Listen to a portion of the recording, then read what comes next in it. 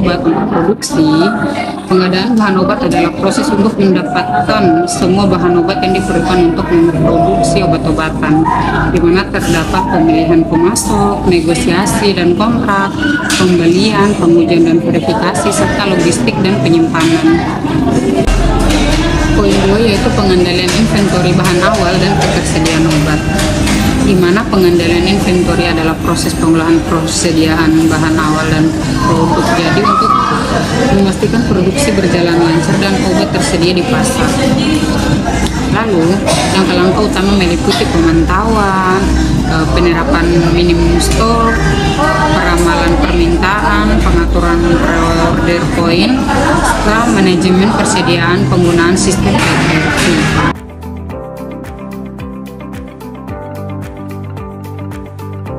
Materi selanjutnya yaitu pengadaan barang dan penerapan manajemen bahan. Nah, dalam industri farmasi, pengadaan barang dan penerapan manajemen bahan adalah langkah penting untuk memastikan kualitas dan ketersediaan produk farmasi yang memenuhi standar regulasi. Nah, berikut penjelasan mengenai tahap dan komponen utama dalam pengadaan bahan, yaitu yang pertama memilih bahan sesuai spesifikasi dan deskripsi yang diminta. Nah, dalam tahap ini perusahaan harus memilih bahan yang sesuai dengan spesifikasi dan deskripsi yang diminta. Nah, misalnya itu bahan awal, bahan setengah jadi, produk jadi, dan produk kembalian harus dipertimbangkan dengan hati-hati untuk memastikan bahwa bahan yang dipilih memenuhi kebutuhan dan spesifikasi yang dibutuhkan. Adapun tahap-tahapnya yaitu penentuan kebutuhan. Nah, langkah pertama adalah menentukan jenis bahan yang diperlukan berdasarkan spesifikasi produk akhir. Kemudian yang kedua ada spesifikasi teknis. Nah, bahan yang dibutuhkan harus memenuhi spesifikasi teknis yang telah ditentukan oleh Departemen Pengembangan Produk. Nah, spesifikasi ini mencakup kemurnian, ukuran partikel, dan karakteristik fisik serta kimia lainnya. Kemudian yang ketiga ada pemasok terkualifikasi. Nah, pemilihan pemasok yang memiliki sertifikasi dan reputasi baik untuk memastikan bahan yang diperoleh sesuai dengan spesifikasi yang diinginkan. Kemudian yang terakhir ada uji kualitas. Nah, setiap batch bahan yang diterima harus diuji untuk memastikan bahwa mereka memenuhi spesifikasi yang telah ditetapkan sebelum digunakan dalam produksi. Selanjutnya ada proses pembelian bahan awal. Nah, bahan awal harus dipilih dengan mempertimbangkan kualitas, harga, dan kebutuhan yang dibutuhkan. Nah, dalam proses ini perusahaan harus memastikan bahwa bahan awal yang dipilih memenuhi standar kualitas dan spesifikasi yang dibutuhkan. Adapun tahap-tahap proses pembelian bahan awal yaitu yang pertama permintaan pembeli. Nah, divisi produk atau pengembangan produk membuat permintaan pembelian berdasarkan kebutuhan yang telah ditentukan. Kemudian yang kedua, evaluasi penawaran. Nah, setelah permintaan diterima, bagian pengadaan melakukan evaluasi penawaran dari berbagai pemasok untuk memilih yang paling sesuai dari segi kualitas ataupun harga. Yang ketiga, pesanan pembelian. Nah, setelah pemasok dipilih, dibuat pesanan pembelian yang mencakup rincian bahan, jumlah, harga, dan tanggal pengiriman.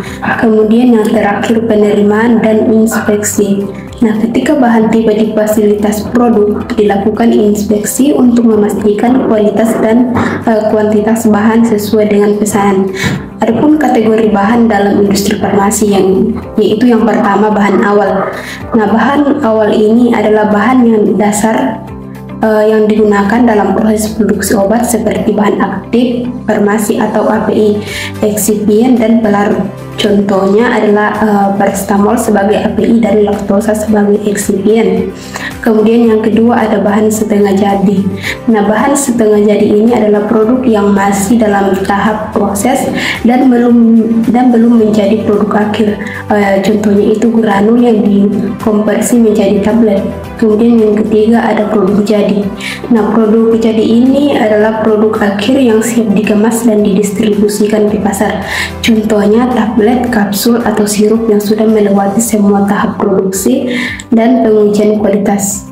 Kemudian yang terakhir ada produk kembalian. Nah, produk yang dikembalikan oleh distributor atau konsumen karena berbagai alasan, misalnya cacat produk atau kadaluarsa. Nah, produk ini harus dievaluasi dan diputuskan apakah harus diproses, dihancurkan atau didaur ulang.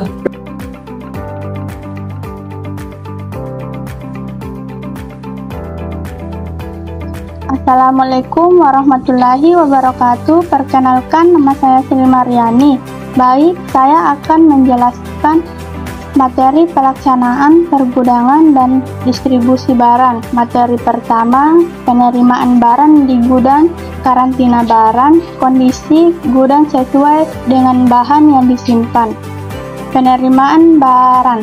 Penerimaan barang merupakan kegiatan untuk menjamin kesesuaian jenis, spesifikasi, jumlah, mutu, waktu penyerahan, dan harga yang tertera dalam kontrak atau surat pesanan dengan kondisi fisik yang diterima. Semua dokumen terkait penerimaan barang harus tersimpan dengan baik. Karantina. Karantina barang merupakan karantina yang baru diterima ditempatkan di area karantina hingga dilakukan pemeriksaan kualitas dan verifikasi. Setelah lulus, barang akan dipindahkan ke area penyimpanan reguler. Kondisi penyimpanan. Kondisi penyimpanan di gudang harus memiliki kondisi lingkungan yang sesuai dengan kebutuhan barang disimpan seperti suhu, kelembaban, dan perlindungan dari cahaya. Misalnya, beberapa bahan kimia memerlukan penyimpanan di suhu dingin atau kondisi kering. Materi kedua, jelaskan penyimpanan barang di gudang dan distribusi bahan untuk produksi. Penyimpanan barang. Penyimpanan barang merupakan kegiatan menyimpan dan memelihara dengan cara menempatkan obat-obatan yang diterima pada tempat yang dinilai aman dari pencurian serta gangguan fisik yang dapat merusak mutu obat. Distribusi bahan untuk produksi, yaitu sistem first in first untuk memastikan bahan yang lebih lama digunakan terlebih dahulu. Yang kedua, pengeluaran bahan. Bahan baku akan kemasan dikeluarkan dari gudang berdasarkan permintaan produksi. Proses ini melibatkan verifikasi permintaan dan pengambilan barang dari rak. Yang ketiga, penimbangan bahan dilakukan dengan teliti sesuai dengan formula produksi. Penimbangan yang akurat penting untuk memastikan kualitas produk yang akhir. Assalamualaikum warahmatullahi wabarakatuh. Perkenalkan, nama saya Fansa Sabila dengan NIM D1B1213006 dari kelas F angkatan 2021. Baik, saya akan menjelaskan materi terkait dokumentasi administrasi gudang, penerapan sistem dan verifikasi permintaan barang. Yang pertama, di mana dokumentasi administrasi gudang ini mencatat barang yang masuk ke gudang termasuk jumlah, jenis, dan kondisi saat yang diterima, dan mencatat jumlah barang yang masuk dan keluar dari gudang, kemudian memeriksa kualitas barang yang diterima dan menunjukkan hasil pengujian kualitas. Dan yang terakhir, dokumen distribusi atau rincian tentang siapa yang mengambil dan jumlah yang diambil dan tujuan penggunaannya. Adapun penerapan sistem distribusi, yang pertama, verifikasi permintaan barang. Verifikasi permintaan barang ini untuk memastikan keaslian dan kebutuhan yang sesuai.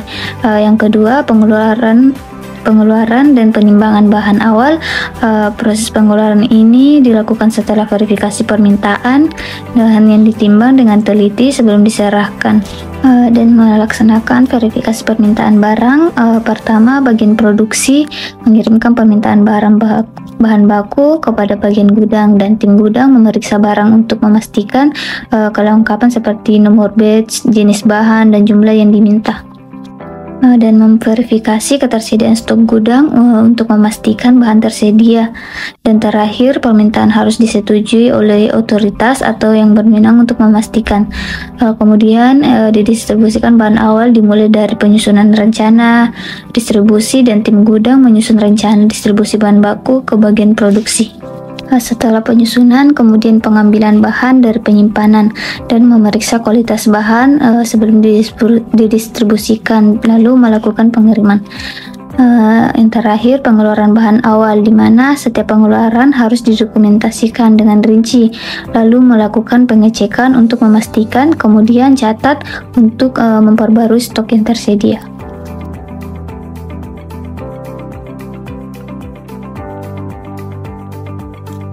Assalamualaikum warahmatullahi wabarakatuh. Perkenalkan, saya atas nama Nurvina Bella dengan NIM D1B121275. Di sini saya akan menjelaskan materi tentang monitoring barang kadaluarsa dan pemusnahannya serta penarikan kembali obat jadi. Poin pertama yaitu prosedur pemusnahan produk yang tidak memenuhi syarat. Yang pertama itu identifikasi dan segregasi. Produk yang tidak memenuhi syarat harus segera diidentifikasi dan dipisahkan dari produk yang memenuhi syarat. Kemudian yang kedua, persetujuan pemusnahan. Mendapatkan persetujuan dari manajemen dan otoritas terkait untuk pemusnahan produk. Yang ketiga, metode pemusnahan. Menggunakan metode yang aman dan sesuai peraturan seperti insinerasi atau metode lainnya yang disetujui. Dan yang keempat, dokumentasi pemusnahan. Menyusun laporan pemusnahan yang mencakup detail produk, jumlah alasan pemusnahan, dan metode yang digunakan. Dan poin yang kedua yaitu penerimaan barang kembalian. Yang harus dipertahankan yaitu yang pertama, verifikasi produk. Kita harus memastikan produk yang dikembalikan adalah produk yang sah dan berasal dari distribusi resmi. Kemudian yang kedua, pemeriksaan kondisi. Memeriksa kondisi produk yang dikembalikan untuk menentukan apakah masih layak dijual atau harus dimusnahkan. Kemudian yang terakhir, pencatatan. Kita harus mencatat barang kembalian dalam sistem inventarisasi untuk tujuan akuntansi dan pelacakan. Assalamualaikum warahmatullahi wabarakatuh. Perkenalkan, nama saya Sri Ena Alvina Matri, NIM D1B121383. Baik, di sini saya akan menjelaskan tentang monitor dan memusnahkan barang kembalian yang tidak memenuhi syarat. Yang pertama yaitu monitoring barang kembalian. Monitoring barang kembalian ada dua, yaitu yang pertama penilaian kelayakan dan yang kedua catatan pelacakan. Penilaian kelayakan yaitu mengevaluasi kondisi barang kembali untuk menentukan apakah produk masih bisa dijual, dikembalikan, atau dimusnahkan. Selanjutnya, catatan dan pelacakan, yaitu menyimpan catatan terperinci mengenai barang kembalian dan statusnya dalam sistem inventaris. Yang kedua ada pemusnahan barang kembali yang tidak memenuhi syarat. Yang pertama, identifikasi dan segregasi, yaitu memisahkan barang kembali yang tidak memenuhi syarat untuk dijual dari stok yang memenuhi syarat. Yang kedua, persetujuan dan metode pemusnahan, yaitu mengikuti prosedur yang sama seperti pemusnahan barang yang kadaluarsa atau produk yang tidak memenuhi syarat lainnya. Yang ketiga, ada dokumentasi atau menyusun dokumentasi pemusnahan barang yang sesuai dengan regulasi yang berlaku. Proses-proses ini penting untuk memastikan keamanan produk, kepatuhan terhadap regulasi, dan menjaga integritas rantai pasokan dalam industri farmasi.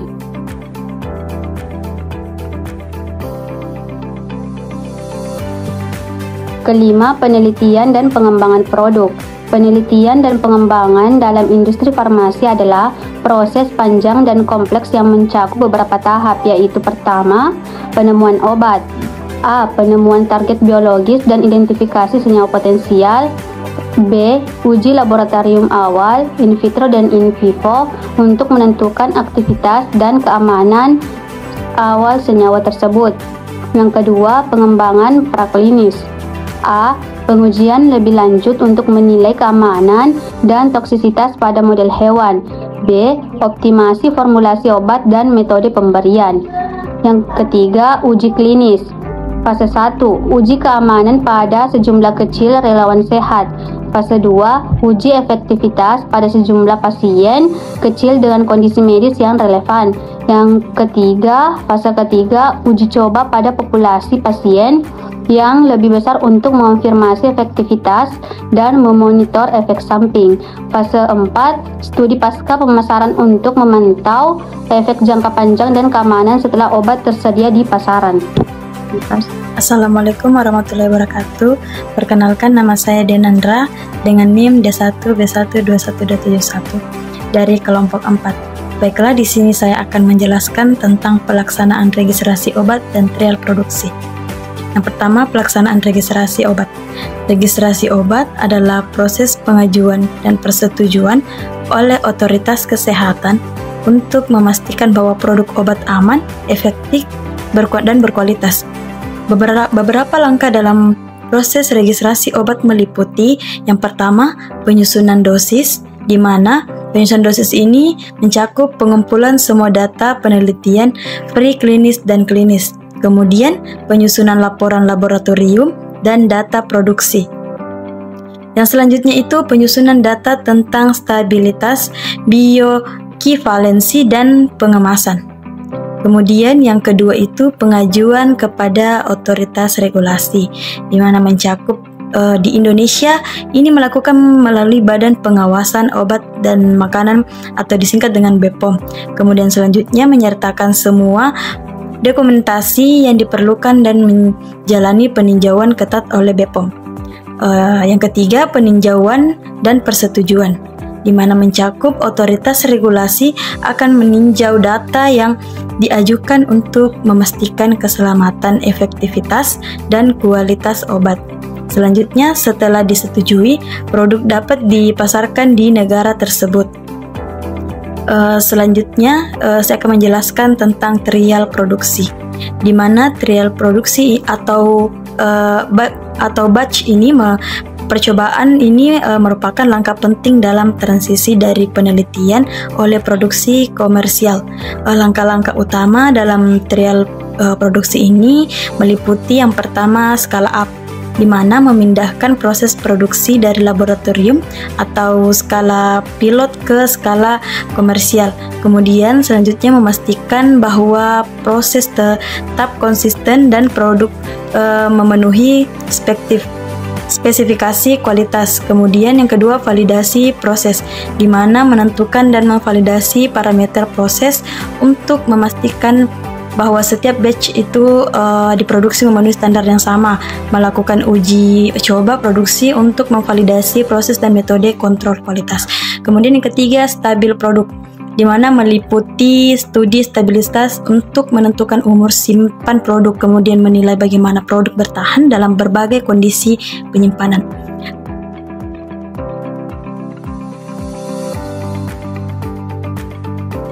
Jenis sari limbah industri terbagi atas 5 bagian. Yang pertama itu limbah cair.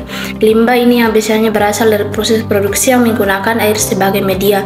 Contohnya adalah air bekas, pencucian peralatan, dan limbah dari reaksi kimia. Yang kedua, limbah padat. Limbah ini termasuk sisa bahan baku, kemasan, dan bahan yang tidak dapat digunakan kembali, misalnya botol plastik, kertas, dan sisa bahan kimia. Yang ketiga, limbah gas. Limbah ini meliputi emisi gas yang dilepaskan ke udara selama proses produksi, seperti gas buang dari boiler atau reaktor kimia. Yang keempat, limbah B3. Limbah yang mengandung bahan berbahaya dan beracun yang dapat membahayakan kesehatan manusia dan lingkungan. Yang kelima, limbah produk beta-lactam. Limbah ini berasal dari produksi antibiotik beta-lactam yang memiliki risiko tinggi untuk menyebabkan reaksi alergi atau resistensi mikroba jika tidak dikelola dengan baik. Baik, selanjutnya pengolahan limbah industri. Di sini terbagi 4. Pertama, pengolahan limbah, yaitu mengurangi jumlah limbah yang dihasilkan dengan menerapkan teknologi bersih dan efisien proses. Yang kedua, daur ulang dan pemanfaatan kembali, yaitu memanfaatkan kembali limbah yang masih memiliki nilai ekonomi atau bisa diolah menjadi produk lain. Yang ketiga, pengolahan limbah adalah menggunakan teknik fisika, kimia, atau biologi untuk mengolah limbah sehingga aman untuk dibuang ke lingkungan. Contohnya, teknik ini adalah pengendapan, filtrasi, oksidasi, dan biodegradasi. Yang terakhir, penyimpanan yang aman adalah menyimpan limbah berbahaya dalam kontainer khusus yang aman sebelum diolah atau dibuang. Terima kasih.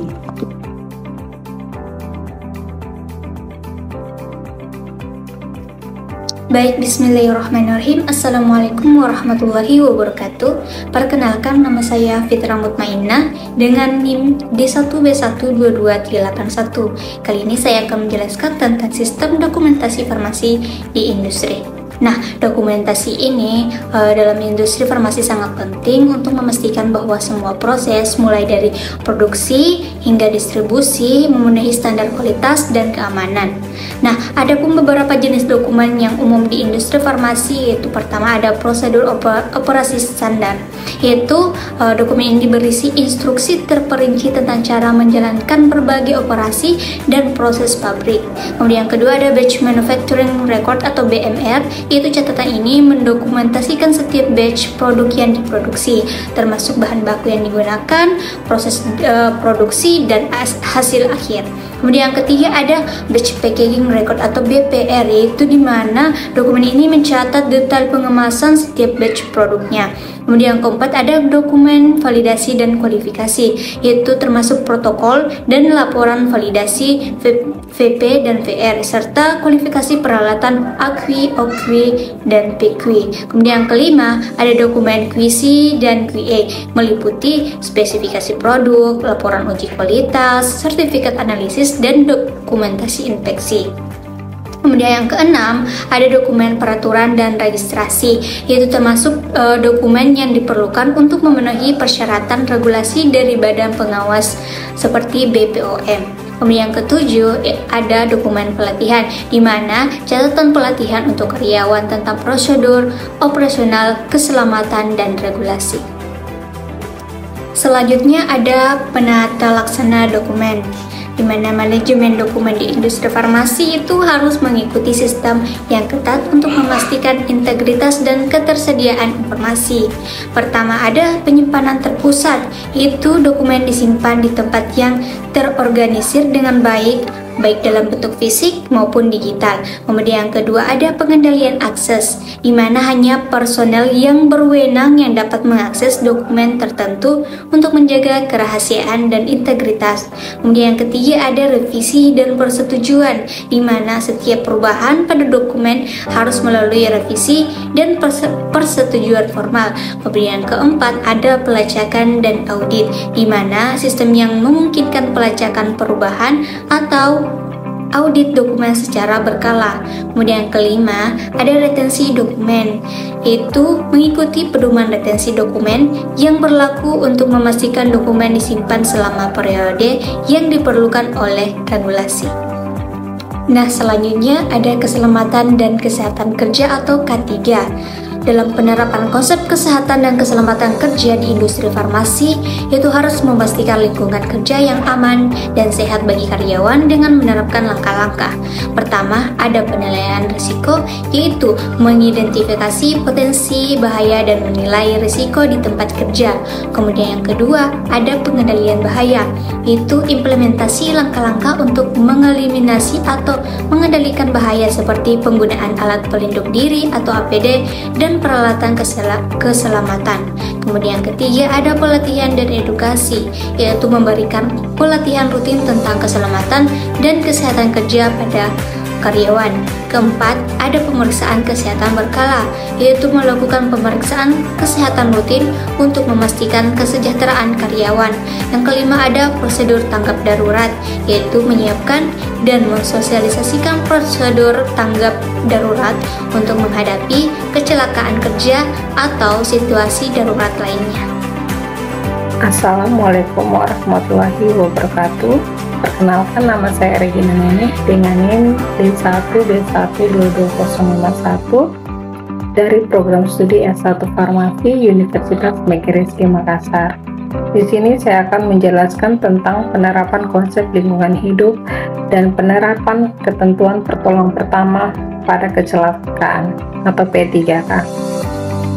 Industri farmasi harus mematuhi prinsip keberlanjutan dan perlindungan lingkungan. Yang pertama yaitu pengolahan limbah, di mana mengolah limbah berbahaya dan non berbahaya dengan benar sesuai dengan regulasi yang berlaku. Yang kedua, penggunaan bahan ramah lingkungan, di mana meminimalkan penggunaan bahan kimia berbahaya dan menggantinya dengan bahan yang lebih ramah lingkungan. Yang ketiga, efisiensi energi dan air, di mana mengimplementasikan praktik-praktik yang menghemat energi dan air dalam proses produksi. Yang keempat, audit lingkungan, di mana melakukan audit lingkungan secara berkala untuk memastikan kepatuhan terhadap regulasi lingkungan. Selanjutnya yaitu penerapan pertolongan pertama pada kecelakaan, yaitu P3K, di mana pertolongan pertama pada kecelakaan atau P3K harus tersedia dan dipahami oleh semua karyawan. Yang pertama, ketersediaan kotak P3K, yaitu setiap area kerja harus dilengkapi dengan kotak P3K yang lengkap dan mudah diakses.